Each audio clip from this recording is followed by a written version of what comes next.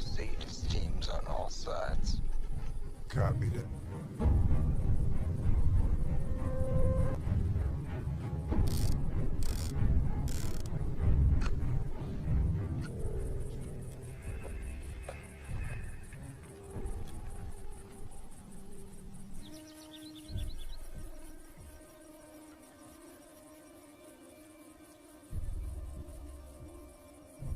Speed. 238 kilometers per hour now. Wait. Civilian in play, I repeat, civilian in play. Confirm. Confirmed. Clear. Go to green. Seorang pembunuh bayaran handal yang bekerja untuk Badan Intelijen Amerika memutuskan untuk pensiun dari pekerjaannya setelah membunuh seorang terduga teroris Rusia dalam kereta cepat yang sedang melaju di Belgia. Namun siapa sangka, keputusan untuk berhenti justru membuatnya diburu oleh oknum dari Badan Intelijen tersebut karena ia mengetahui sedikit rahasia yang sedang mereka tutup-tutupi. Terakhir, ia juga baru mengetahui bahwa 25 tahun silam, sebuah perusahaan paramiliter swasta yang juga bergerak di bidang teknologi molekuler telah mengembangkan klon dirinya untuk dilatih menjadi pembunuh bayaran yang ditugaskan untuk membunuh dirinya sendiri. Bagaimanakah perjuangan Will Smith dalam menghadapi pembunuh bayaran yang sedang mengintai dirinya sendiri? Inilah dia alur cerita film Gemini Man. Film dibuka di kota Lech, Belgia. Henry Bragan, seorang mantan Angkatan Laut Amerika Serikat yang bekerja untuk DIA, Badan Intelijen dan Pertahanan Amerika, ditugaskan untuk membunuh seorang teroris di dalam kereta cepat yang syarat penumpang. Ia dibantu oleh rekannya Marino yang juga berada di kereta tersebut. Henry mulai melakukan perhitungan jarak, kecepatan kereta dan kondisi lingkungan sekitar. Begitu mendapat target yang dicarinya, secara tiba-tiba seorang anak kecil mendekati target. Setelah ibu dari anak tersebut mengajaknya kembali ke kursinya, Marino mengonfirmasi keadaan yang aman pada Henry untuk segera menembak.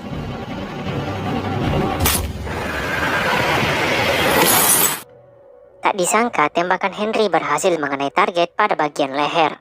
Hal itu dibuktikan Marino yang sempat merekam kondisi korban dan situasi kepanikan dalam kereta pasca penembakan. Henry meminta Marino untuk segera menghapus video tersebut. Marino mengaku kagum dengan Henry sebab hanya Henry yang mampu membunuh si target. Setelah sebelumnya 4 orang pembunuh juga ditugaskan untuk membunuhnya. Setelah misi itu, Henry lalu berubah pikiran dan memutuskan untuk pensiun dari pekerjaannya. Ia menetap di Buttermilk Sound, sebuah teluk di Georgia yang berdekatan dengan sungai Jericho. Henry kemudian dikunjungi oleh agen DIA, Dale Patterson, dan menanyakan alasan Henry pensiun dari pekerjaannya.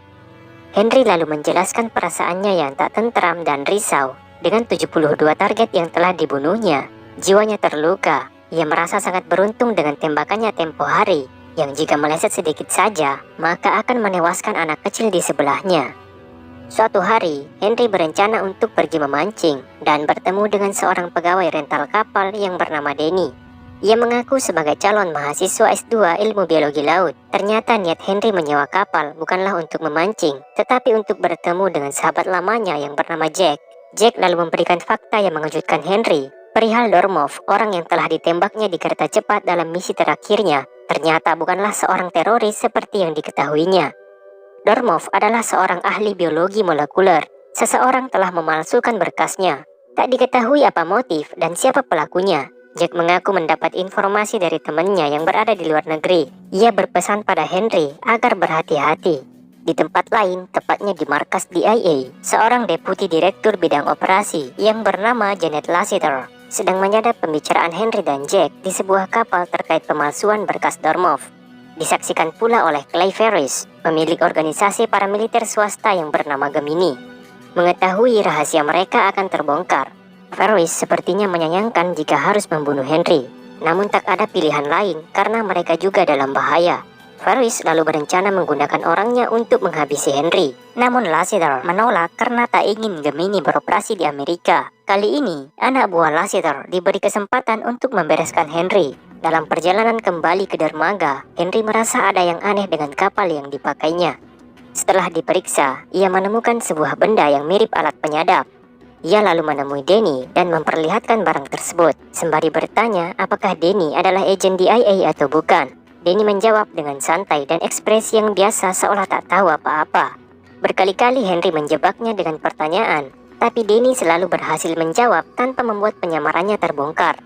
Henry akhirnya mengajak Denny bermalam mingguan dan akan mentraktirnya minum. Mereka lalu bertemu di Velika Point dan Henry membawa seikat bunga. Ia lalu mengeluarkan selembar kertas yang berisi foto kartu identitas Denny sebagai anggota DIA. Denny terpaksa mengakui kalau penyamarannya telah terbongkar habis. Henry membeberkan semua perjalanan karir Denny hingga bergabung menjadi anggota DIA dan diutus untuk memata-matai dirinya. Sementara Denny hanya tersenyum-senyum dan tak mampu berkata banyak. Dalam perjalanan pulang, Denny mengatakan bahwa dirinya sudah barang tentu akan dipindah tugaskan setelah Henry mengetahui penyamarannya. Singkat cerita, saat sedang tertidur, Henry tiba-tiba terbangun karena mimpi buruk. Secara bersamaan, ponselnya juga menerima sinyal perimeter yang menandakan segerombolan pasukan telah mengintai rumahnya. Ia pun segera masuk ke ruang rahasia dan mencoba menghubungi Marino untuk segera berlari sejauh mungkin dari tempatnya. Henry melarang Marino menggunakan layanan elektronik seperti ATM dan ponsel. Belum selesai berbicara, seseorang tiba-tiba menyita ponsel Marino. Henry merasa Marino telah dihabisi oleh pasukan utusan DIA. Henry lalu mendatangi kediaman Denny dan membereskan semua pasukan yang tengah mengintai. Denny sempat kaget dengan kemunculan Henry yang secara tiba-tiba di kamarnya. Melihat Denny yang baru terbangun, Henry yakin Denny tak terlibat dengan rencana pembunuhan dirinya. Henry pun berkesimpulan Denny juga akan menjadi target pembunuhan selanjutnya. Denny lalu berangkat ke loket mengambil kunci duplikat kapal yang rencananya akan mereka pergunakan untuk kabur. Namun Denny kepergok oleh seorang anggota pasukan DIA. Mereka lalu berduel. Henry kemudian datang dan menyaksikan Denny yang telah berhasil melumpuhkan pria tersebut. Ia pun telah mengetahui kalau yang menyuruh pasukan itu adalah Janet Lassiter. Sebelum berangkat, Henry lalu mengingatkan Denny untuk membuang barang-barang yang dapat melacak keberadaan mereka. Ferris dan Lassiter bertemu kembali, membicarakan kegagalan anak buah Lassiter membunuh Henry. Ferris berencana akan menggunakan Gemini untuk membereskan Henry dan membuat keadaan seolah-olah perbuatan itu dilakukan oleh orang Rusia. Mereka berdua lalu bersandar di sebuah pulau kecil dan menunggu sahabat Henry menjemputnya. Tak berselang lama berbincang-bincang, sahabat Henry yang bernama Baron benar-benar datang dengan pesawat mininya. Setelah Baron dan Denny saling berkenalan dan Henry memberitahu Jack yang kemungkinan telah mati, mereka pun segera bergegas meninggalkan pulau tersebut. Mereka bertiga lalu bersandar di sebuah tempat dan Henry menghubungi Dale Patterson. Ia kemudian menginterogasi Patterson yang kemungkinan terlibat juga dalam rencana pembunuhan dirinya. Patterson mengaku sama sekali tak terlibat, hanya saja ia tak memiliki kuasa untuk melawan. Sebab katanya, perintah datang langsung dari Inspektur Jenderal. Henry kembali menanyakan Dormov. Kali ini Dale mengakui bahwa dirinya lah yang telah memalsukan berkas Dormov agar Henry mau membunuhnya. Dale juga mengaku bahwa perintah pemalsuan berkas Dormov berasal dari Cleveris. Mereka lalu bergerak menuju Cartagena, Colombia, tepatnya di kediaman Baron. Henry lalu menceritakan lagi kekejaman Cleveris pada Denny dengan Gemininya yang telah berhasil melenyapkan 12 pangeran Arab. Ia juga menganggap Gemini sebagai tempat pembunuhan dan penyiksaan yang ilegal. Keesokan paginya, Henry terbangun dan merasakan kehadiran seorang sniper yang tengah mengintai dirinya. Henry segera mengenakan pakaian dan mengambil senjata, lalu membangunkan Denny dan Baron untuk segera ke tempat yang aman, sementara dirinya akan menghadapi sniper tersebut. Henry terus berjalan mempercepat langkahnya karena mengetahui sniper juga tengah memburu, hingga kemudian terjadi tembak-menembak dan Henry merasa kaget begitu melihat jelas wajah sniper yang sangat mirip dengan dirinya sewaktu muda. Pemuda itu bernama Junior, klon dari Henry yang dibesarkan oleh Ferris.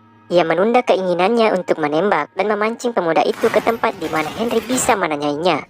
Mereka lalu berdialog perihal siapa yang mengutus pemuda itu dan kemiripan mereka.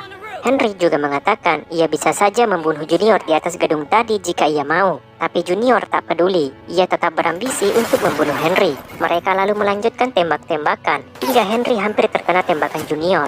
Henry lalu berusaha kabur setelah merampas motor salah seorang yang ditemuinya. Begitupun Junior yang tak mau ketinggalan. Pada sebuah kesempatan, Junior membuat Henry terjatuh dari motor yang dikendarainya. Dan disitulah Henry merasa kewalahan menghindari serangan Junior. Beruntung polisi segera datang dan membuat Junior menghilang. Henry lalu ditangkap oleh polisi setempat karena dianggap telah membuat keonaran. Beruntung Denny dan Baron mampu membuat lobi politik lewat jalur diplomasi, sehingga Henry diserahkan pada mereka berdua. Mereka lalu berencana menuju ke Budapest untuk menemui Yuri, informan Jack yang lebih mengetahui rahasia Ferris yang membuat Henry terus diburu. Lewat Baron, akhirnya mereka berhasil meminjam pesawat pribadi menuju Budapest. Danny lalu merawat luka Henry, sembari menanyakan Henry yang mungkin menyadari kemiripan wajahnya dengan Junior. Tapi Henry menolak untuk membahasnya, karena ia juga masih dibuat bingung dengan kenyataan itu. Ia bahkan merasa seperti melihat hantu sewaktu memandang wajah Junior. Di Glenfall GA, Ferris terbangun dan mendapati Junior yang sedang merawat lukanya. Junior lalu curhat pada Ferris yang mengaku sebagai ayah angkatnya. Ia merasakan hal yang aneh saat berhadapan dengan Henry. Terlebih ketika melihat wajah mereka yang mirip. Ferris menganggap perasaan yang dialami Junior adalah rasa takut. Ia menyuruh Junior untuk mengatasi rasa takutnya itu. Katanya, Junior telah berada di ambang keberhasilan. Di Budapest, Hungaria, Danny lalu membawa sampel berupa topi milik Junior dan bercak darah milik Henry kepada ahli genetik untuk dilakukan identifikasi kesamaan DNA dari dua orang tersebut. Danny bahkan memberi uang lebih agar hasil keluar dalam waktu 2 jam, yang seharusnya membutuhkan waktu paling cepat 2 hari. Setelah mengetahui hasil uji DNA, Danny lalu memberitahu Henry bahwa Junior bukan saja mirip dengannya, tapi Junior adalah klon dari Henry. Petugas lab melakukan uji DNA sebanyak 3 kali dan hasilnya benar-benar identik. Henry masih bertanya-tanya mengapa mereka hanya mengklon dirinya saja. Tidak menutup kemungkinan kalau mereka juga telah mengklon dokter dan ilmuwan-ilmuwan lain. Danny memberikan alasan yang paling logis bahwa kemampuan Henry lah yang membuat Gemini memilihnya. Henry dianggap sebagai prajurit terbaik yang mampu membunuh target bergerak sejauh lebih dari 2 km. Dan hanya bisa digantikan oleh klonnya sendiri yang memiliki kelebihan di atas Henry dan tak mewarisi kelemahannya. Henry lalu bertemu dengan Yuri, orang yang ingin ditemui, dan membuatnya ke Hungaria. Yuri lalu membeberkan perihal mengapa Henry ditugaskan untuk membunuh Dormov. Katanya, Ferris dan Dormov terindikasi membuat terobosan dalam memproduksi masal prajurit yang lebih kuat dan pintar dari teknologi cloning manusia. Terakhir, mereka sempat dikabarkan ribut karena perbedaan pendapat. Namun Dormov memutuskan untuk kembali ke Rusia. Saat itulah Henry ditugaskan untuk membunuh Dormov. Yuri menegaskan Ferris harus dihentikan, dan Henry adalah senjata yang akan menghancurkan laboratorium Ferris. Danny lalu mengusulkan menggunakan Junior untuk menangkap Ferris dengan cara mengatakan semua yang telah dilakukannya. Janet Lassiter lalu dihampiri oleh seseorang yang diutus untuk menyampaikan pesan Henry yang berisi ancaman. Ia menyebutkan alamat dan semua kebiasaan Janet sehari-hari. Tak lama ponselnya juga berdering dan ternyata yang menelpon adalah Henry. Ia membohongi Janet dengan mengancamnya. Katanya ada 2 orang sniper yang sedang membidik Janet. Henry lalu menanyakan keterkaitan Janet yang telah mengkloning dirinya. Namun Janet membantah dengan mengatakan alasan program cloning tersebut telah dimulai sebelum dirinya bergabung. Henry kemudian mengatakan bahwa ia akan menyerahkan Danny agennya. Namun orang yang menjemputnya haruslah Junior. Mereka pun sepakat bertemu dengan Junior di kastil Pajidahunyat malam nanti. Malam harinya di depan kastil, Henry dan Danny sepakat untuk menjalankan aksinya menangkap Junior, sedang Junior juga ditugaskan untuk membunuh Henry. Danny memasuki kastil dan bertemu dengan Junior. Dengan sikap kaku dan was-was, Junior lalu menggeledah Danny. Curiga ia membawa alat penyadap atau semacamnya. Setelah merasa semua aman, Junior lalu meminta Danny untuk menelpon Henry dan membicarakan tempat pertemuan mereka selanjutnya, sembari mengancam akan menembak kepala Danny jika dalam waktu 11 menit Henry tidak muncul. Danny lalu mengemudikan mobil menuju ruang kuarsa katakomba. Junior lalu memasang jebakan granat pada lorong ruangan dan mengikat Danny di sebuah pilar. Di sepanjang jalan, Danny terus bertanya pada Junior, meski Junior sangat jarang menjawabnya. Merasa kesal dengan Danny yang terus bertanya, Junior menyumpal mulut Danny dengan lakban dan memasang kacamata inframerahnya. Tak lama terdengarlah suara ledakan granat, pertanda Henry telah berada di tempat itu. Begitu Junior ingin memeriksa keadaan, justru dirinya lah yang termakan jebakan Henry.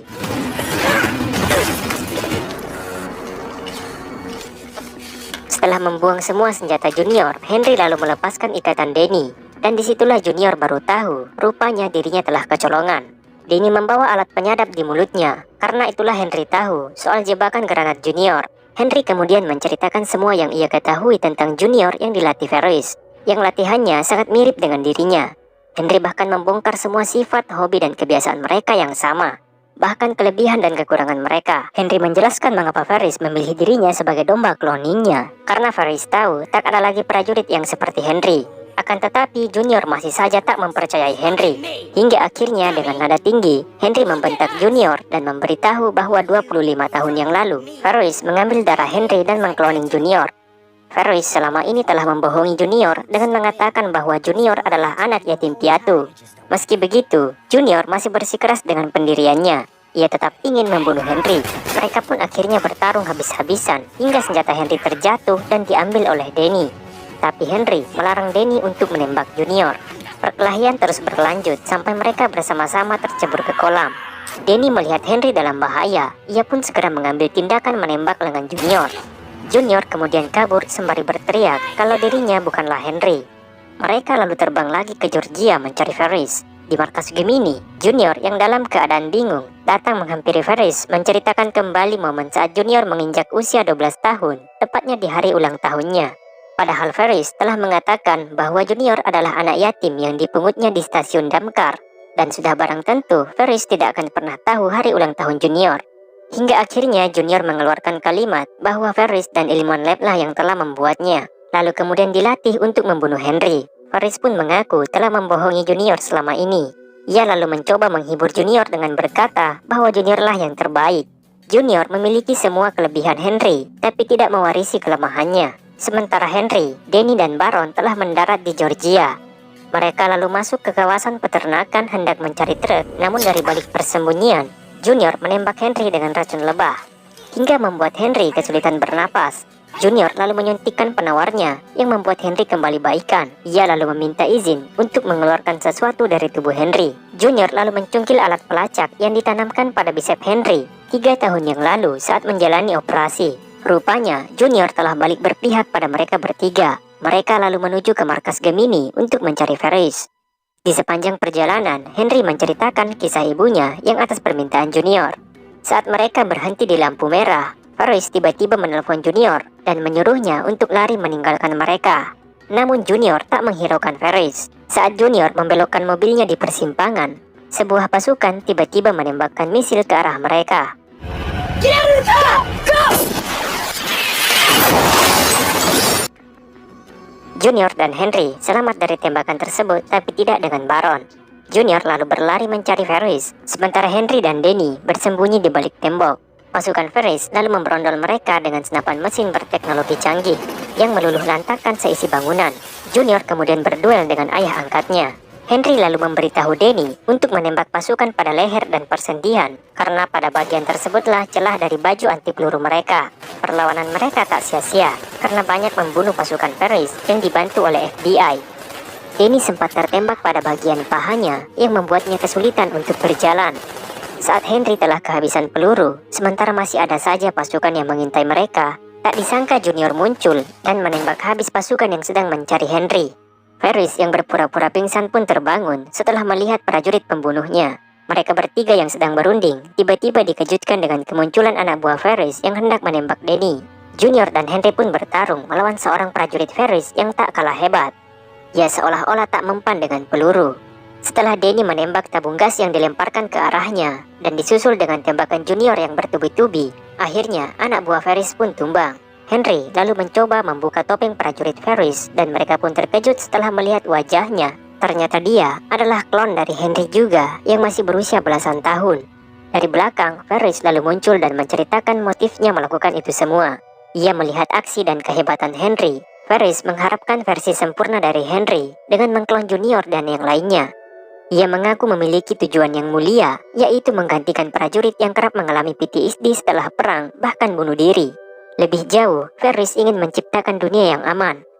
Junior lalu mendekatkan moncong senjatanya pada Ferris. Namun Henry mencegahnya. Ia berkata jika Junior membunuh Ferris, maka akan melukai dirinya sendiri. Karena Ferris adalah orang yang merawat dan membesarkan Junior. Henry lalu meminta Junior melepaskan senjatanya. Namun tak disangka, justru Henry lah yang menarik pelatuk senjata itu, lalu menewaskan Ferris seketika. Ia tak ingin Junior menyimpan rasa bersalah karena telah membunuh ayah angkatnya. Henry lalu bertemu dengan Dale Patterson, dan Patterson meminta maaf pada Henry. Ia memastikan tak ada lagi klon yang lain. Begitupun dengan lab Gemini yang telah dibongkar. Sementara Patterson mendapat kesempatan bebas dari tuntutan jika ia telah membunuh Janet. 6 bulan kemudian, Henry dan Danny bertemu di sebuah kampus perguruan tinggi. Henry mengucapkan selamat pada Danny yang telah naik jabatan. Dari kejauhan, Junior datang menghampiri. Ia akan memasuki jurusan teknik. Henry membawakan paspor, SIM dan akta lahir untuk digunakan Junior. Junior juga telah mengganti nama menjadi Jackson. Junior lalu memandangi Henry dan mengatakan ia yakin 30 tahun kemudian ia juga akan memiliki penampilan seperti Henry. Mereka pun mencari tempat makan siang, dan sekian.